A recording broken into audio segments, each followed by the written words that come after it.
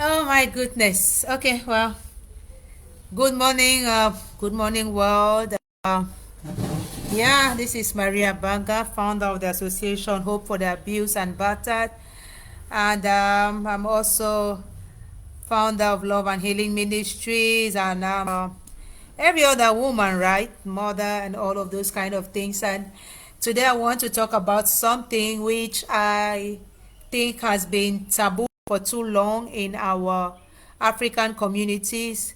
And maybe people talk about it in hush hush, I don't know. Oh, yeah, this is perimenopause and menopause. Yes, I want to talk about perimenopause and menopause. When I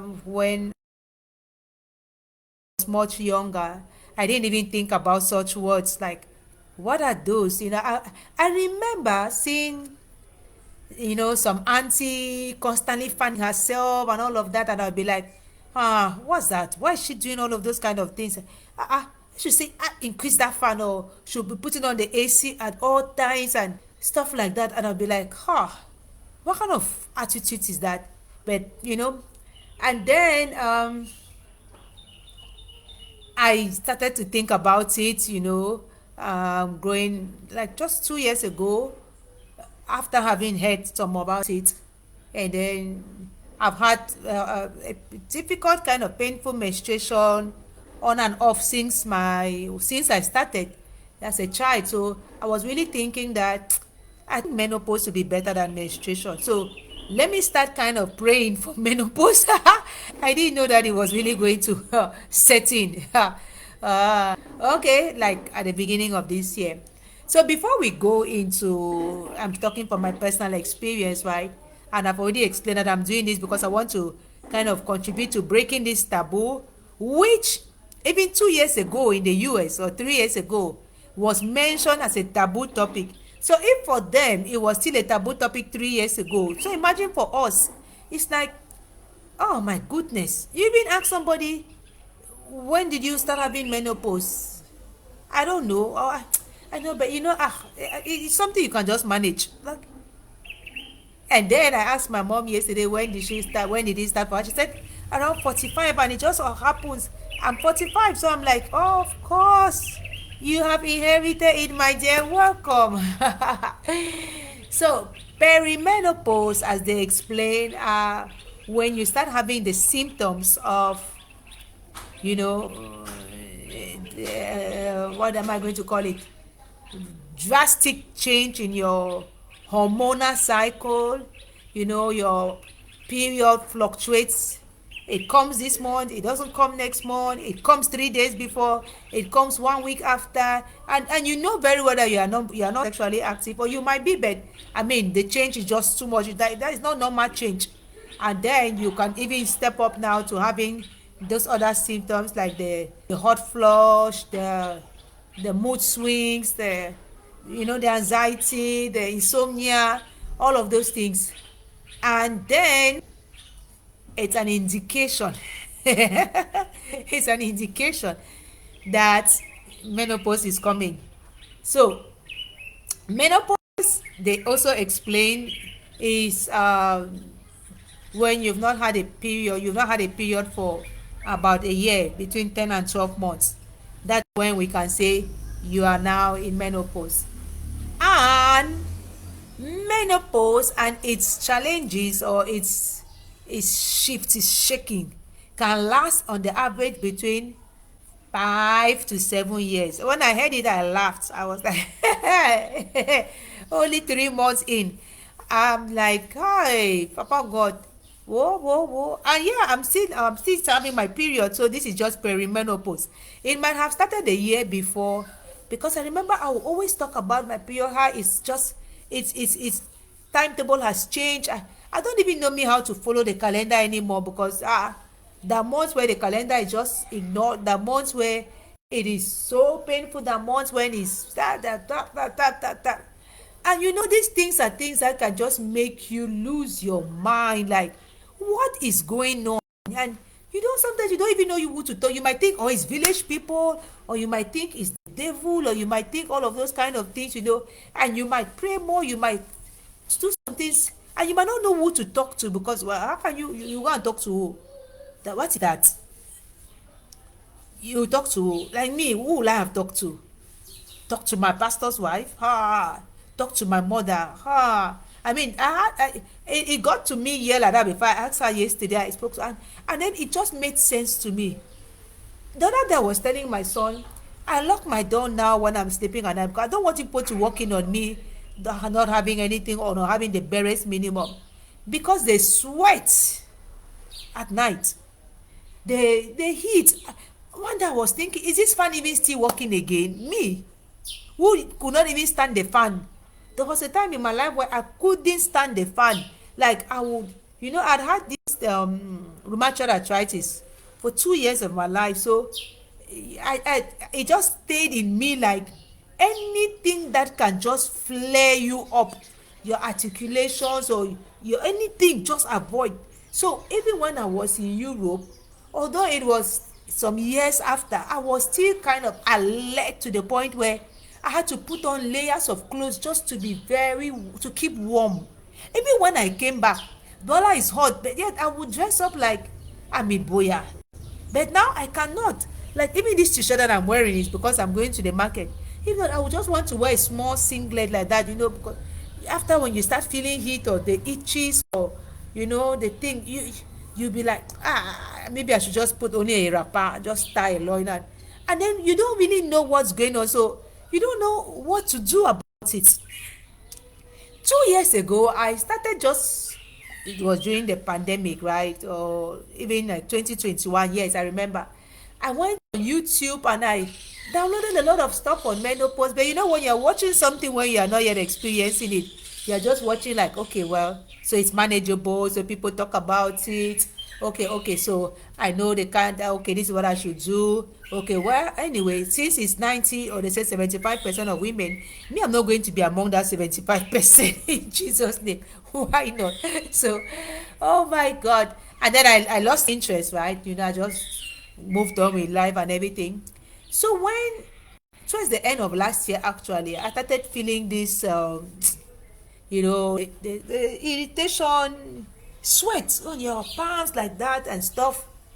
And then you just, in short, I don't even know what to say. If you go on YouTube, you see all those symptoms. But for me, it's the sweat and the hair on my skin just being wet, and then itches, like, is it too much heat rash? I'm like, put powder, it just makes it worse because powder and sweat don't go together. So you should put the fan and just block it so it doesn't go round. And even that one is big. I had an idea in January. I think it's Holy Spirit, thank you.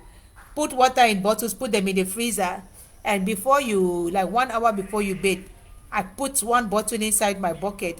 I don't bathe with shower, I bathe with a bucket. So I put it inside so that it's going to be ice cold, and that's what I will bathe with.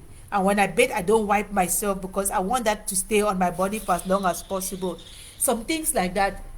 And then, well, drinking cold water whenever possible. I don't normally like juice, and whether it's juice or soda. So what I will drink is cold water, or I will make fruit juice myself and then put it to chill, and after drink, and sometimes just put it on my neck like that. I just found out on YouTube now that you need an ice pack. Sometimes put it on your chest, put it on your belly. Oh, women have suffered all this like that to bear and to stop bearing children. Hey God, oh. So that's menopause. When you stop having your periods, that's for menopause. It doesn't mean that when you stop having your periods, you are good to go. That is when now they seem, in short, you are actually in menopause, so you will leave it. And you will leave it, like, not that you abandon it, that you are going to experience it. And they say on the average for 5 years. My goodness. Papa God, me, I don't want to be on the average. I want to be on on the minimum. 3 years, 2 years. I'm like, my mother said tough for African women. Because when I go on YouTube, the way they talk about it, and they say, hormonal replacement therapy is the best, and da, da, da. Who does hormonal replacement therapy in my continent? I've never seen my mother with any hormones that she's taking and estrogen or whatsoever. What I know and I've noticed is that her diet has changed, and I contributed some to that change in diet, because I also, for my weight loss and just for my mind, yes, my mental health, I stopped really caring about some kind of things. I started going more for vegetables, fruits, salad. I'll make salad and eat, and I'm reducing my portion and everything, which is something that is recommended when you are dealing with perimenopause and menopause.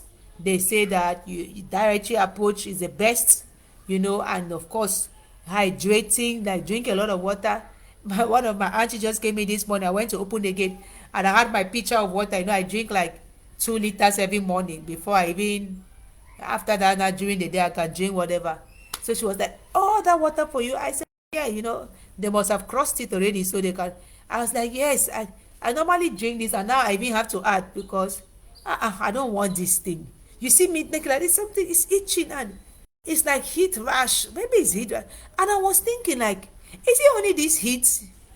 And I was like, rain should come. Oh, but some days the rain falls and I'm just like 1 minute happy, and then paf, I'm back to that thing. And who could I ask? I asked one of my big sisters. At least she always talks to me. She answers my questions. So she told me that her started some time ago, and she was just living and stuff like that. And now I can also understand why uh, some women put on weight. I think several women put on weight when they get to menopause. The hormones have changed, and it's no longer, it's almost out of your control. And oh my goodness. And sometimes people don't understand that, so they don't relate with you with empathy, compassion. I mean, even me, I was like, what's going on with me? Hey, is it only this spiritual journey I am on like this? Maybe I should even just stop eating it altogether, if it's the food that I'm eating that is even making my body to be behaving like this and all of that. It did not occur to me that the menopause I've been researching in 2021 is actually what is announcing itself now. And I'm like, yeah, you yourself said you wanted it early, because some people don't also experience it early. For some it starts later in life, in their 50s and stuff like that. But me, I'm 45, and this is already perimenopause. So who knows how long perimenopause will last? I don't know. Maybe some months, and then menopause will start. I don't know. So what they say, and what kinds of should make sense, is that uh, if you manage perimenopause, the period well, then you will just continue with the menopausal period, and you will not have to struggle that much. And then they also say that it's only 80% out of that 75% who, 80%, yeah, who might have some debilitating symptoms. Debilitating means that those symptoms that can affect your day-to-day life. Like, imagine going to the market, by the time you're coming back, you are drenched in sweat. How embarrassing is that? Or even by the time you get there, even if you take a bike, or you take a car, or you are just sweating non-stop, you are just itching, you are moody. Like, 1 minute you are happy, the other minute you are like, nobody should just talk to me, or you are shouting, or you are just sitting you quiet in your corner, and all of those kind of things. I know for a fact that, having become aware of my mental health challenges earlier on, and taking all the measures to address that, and everything, and having come to know the importance of a spiritual life, it has helped me such a point where even this one does not scare me. I think when we know what we are up against, we are better off than when we don't know.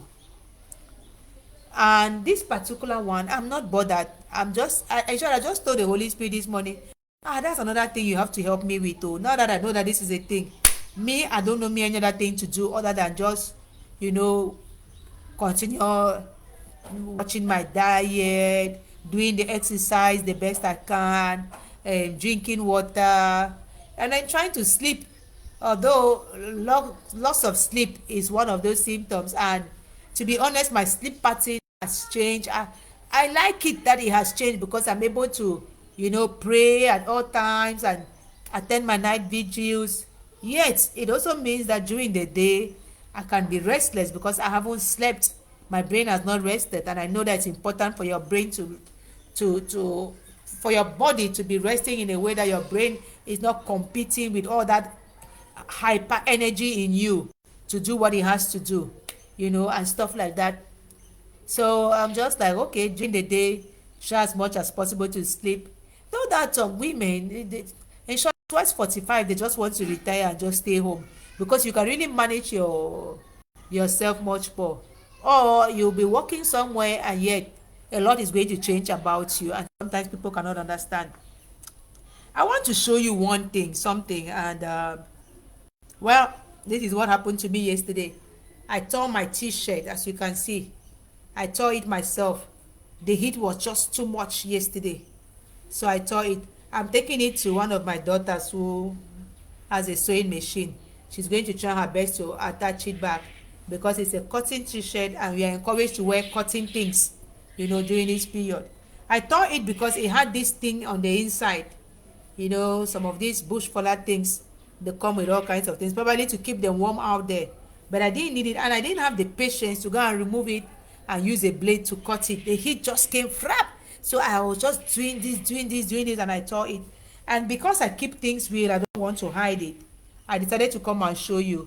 So this is what they advise on YouTube, that you watch your diet, you go more for a plant-based diet, and you reduce your calorie intake, and you start eating earlier than not.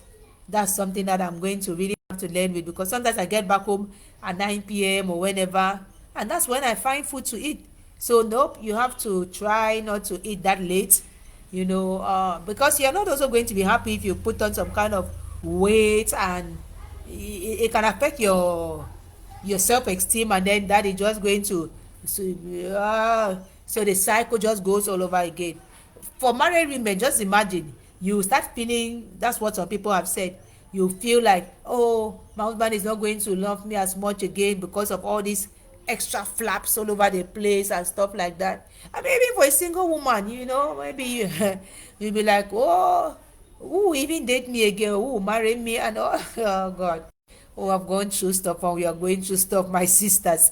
Oh my God, men, please try and understand. After all, even your mother's went through. Would you have loved anybody to body shame your mothers? No. So don't body shame us, I beg. See, what we go through, you cannot even help us. You cannot understand. You can only help us by saying, share, I love you. But to say, carry one weight, just go 1 mile with us now, it's difficult. So you really need to show more compassion. I was telling my sons, me, I talk to them, but the last one was try our best.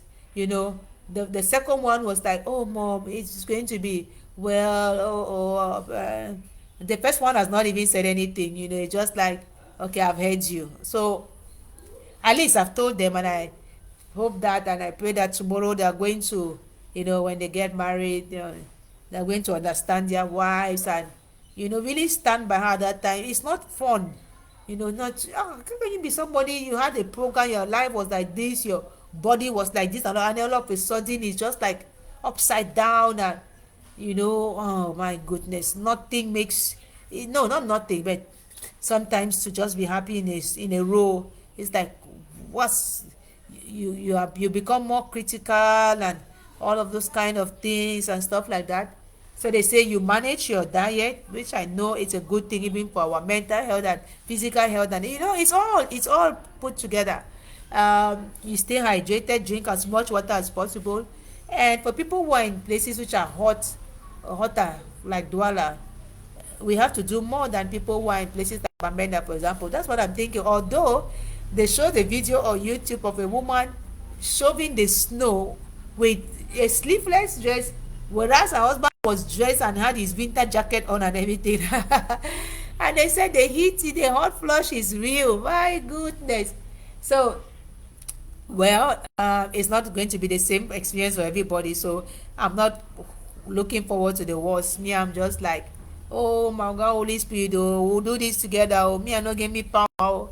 Yeah, so do that. And they say food supplements is also a good thing. I started taking food supplements also just because I had heard that around this age, because you are not so exposed to, and you don't take a lot of it, that of those calcium, vitamins and stuff naturally anymore.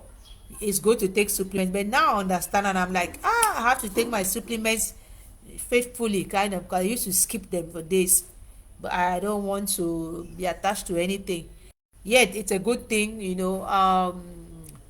take care of your mental health, like avoid use stress and wahala, all of those kind of things. And then yeah, they talked about sleep is a good thing.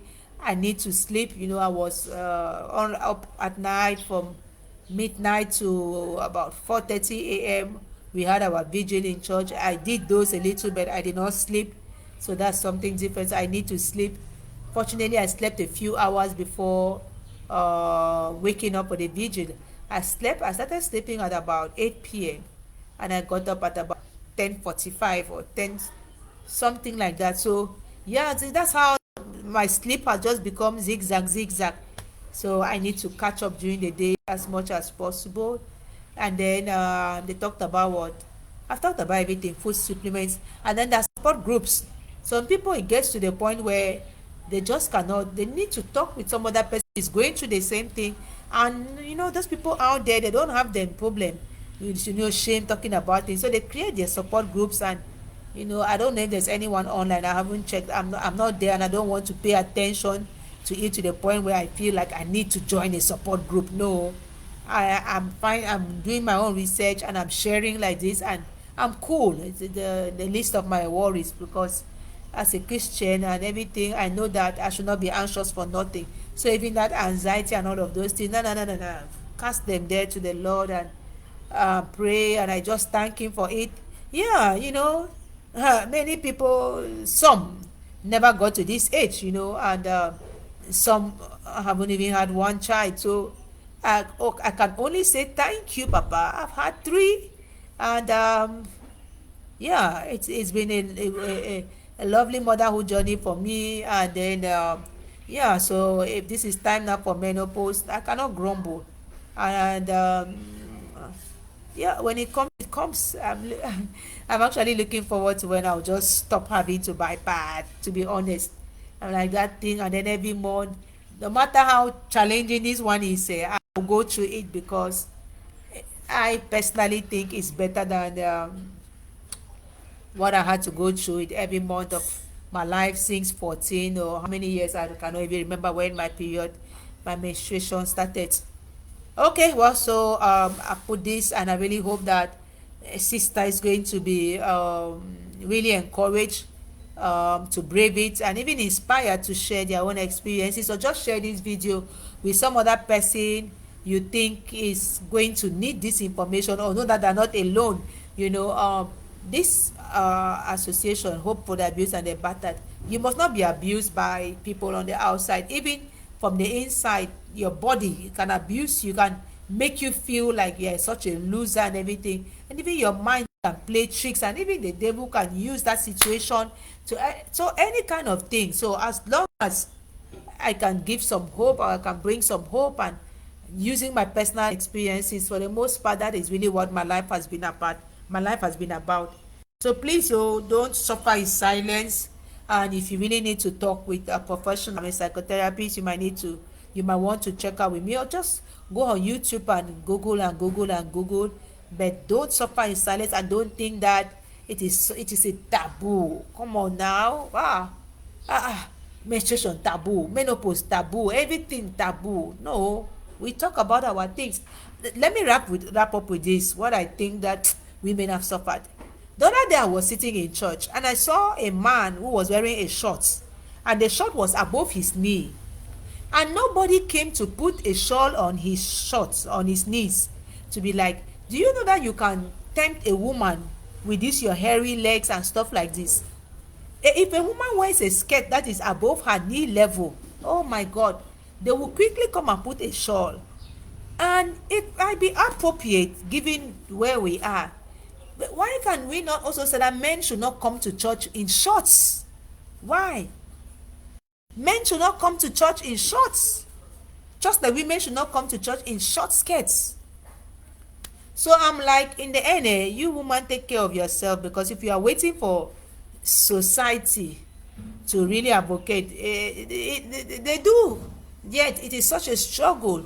So when some of us come out now and share our own personal experiences, I think that other sisters should be inspired to do the same, or at least to encourage, to support, to share, and all of those kind of things.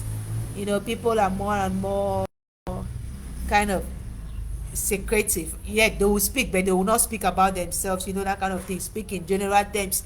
But that has not been my purpose in life, my call. My personal experiences is very much part of it, my purpose in life and everything. So I do just that. So when some sister was asking some general question yesterday, or some question, no, not general question, about her daughter and emotions and everything, I shared from my own personal experience with my son. I could just go and be talking professional there, but I just did not feel like it's time to talk professional. It's time to share from your personal